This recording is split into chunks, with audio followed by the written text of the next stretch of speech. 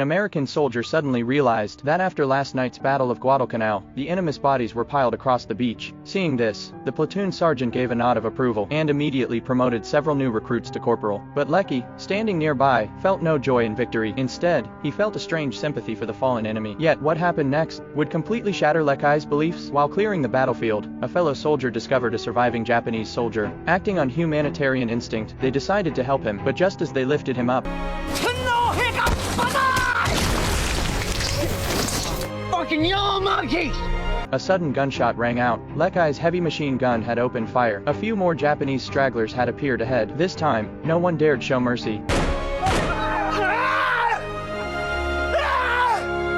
To punish the enemy's cruelty, they didn't kill the last survivor immediately. They tortured him, but as the man let out frenzied howls, some soldiers began to hesitate. How could these beast-like enemies even defy death with such defiance? Where did they find that kind of courage? Just then, Lecky stood up. Driven by a cold sense of morality, he ended the man's suffering with what could only be called a merciful shot. It was in that moment he truly grasped the cruelty of war, but neither he nor the other new recruits realized that Guadalcanal was just the front line of the brutal Pacific War. Worse battles and harsher realities still awaited. Soon after, many American soldiers developed a condition called bombing anticipation syndrome. They started hoping the Japanese would bomb the airfield so the Marines could be evacuated from the island, because life here was simply unbearable. Even the rice they ate 3 times a day was crawling with maggots. Then one day, a supply truck appeared on Guadalcanal, but their joy was short-lived. The supplies belonged to the newly arrived army troops and had nothing to do with the Marines, so all they could do was keep hoping. And sure enough, that hope finally paid off. Japanese warplanes came roaring in. As the air raid began, the army soldiers panicked, scrambling into the trenches, but the Marines had been waiting for this moment. Once the army had cleared out, the Marines rushed toward the supplies, ripping open crates like kids raiding a candy store. Evrion's eyes lit up with pure excitement. Just then, Lecky from H Company arrived. When one of the crates popped open, he stood frozen in disbelief. Inside was a brand new pair of leather boots, and beneath it, a box of premium cigars. Amid the chaos, military police suddenly stormed in, yelling. The soldiers scattered in all directions, but the joy on their faces couldn't be hidden. It had been so long. Back at his trench, Lecky generously shared his canned goods with his squad.